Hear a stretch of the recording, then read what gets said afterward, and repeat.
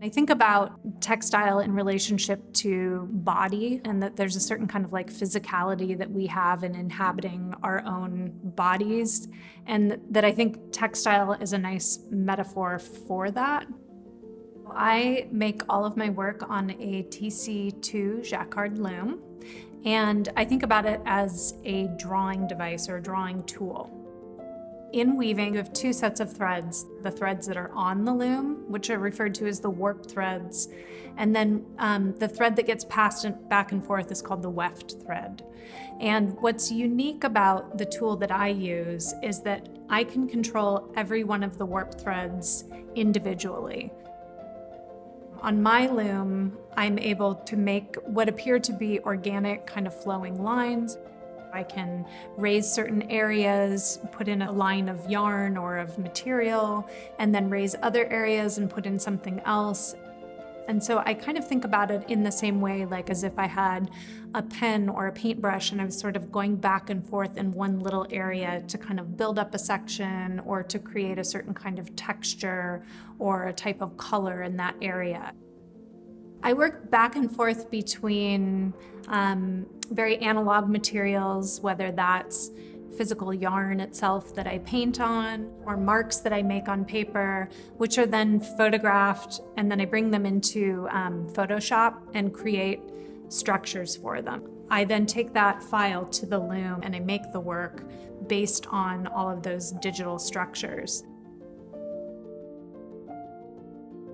There's a certain kind of translation that happens through the computer. So I often think about the work that happens in the digital space as well as the work that happens in the analog space as being very complementary to one another.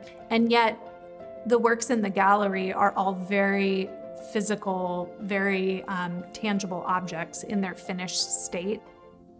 For the most part, the work in the show is not framed or stretched. It hangs loose. So it was really important to me that the work acknowledges its own history of being a textile. But at the same time, it also functions as kind of a two-dimensional surface. It functions as a painting would in the sense that it hangs on the wall.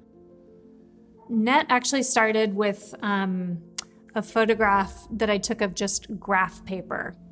And I thought about graph paper as being this very kind of precise and ordered structure and surface, moving between the physical and analog space into the digital space and then back out into the physical space again. Things change through that translation and transformation. So even simply by taking a photograph of graph paper, it's not going to be a perfect photograph of it, even if I try and line up my iPhone, perfectly. Everything's going to always be like a little bit skewed or a little bit wonky to begin with.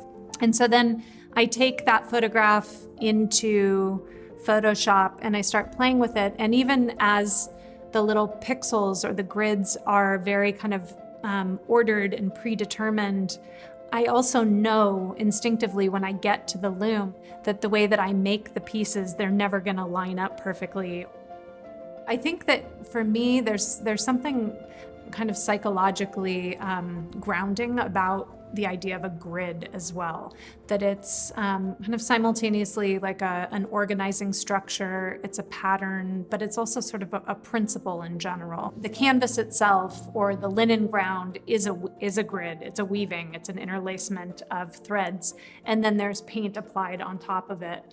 And one of the things that I've always really loved about hand weaving is that it is the simultaneous building of the structure and the image at the same time. I mean, it's a very fixed framework, but it's also a very loose framework. And then within that, there's a lot of space for improvisation, whether it's marks on paper or marks on yarn. Everything is all made very intentionally. There's no kind of randomness to the way my patterns come together. I never like to call my work intuitive because there's really nothing that's like intuitive about it, but maybe like spontaneous is a better way of thinking about the way that those colors all come together in the piece.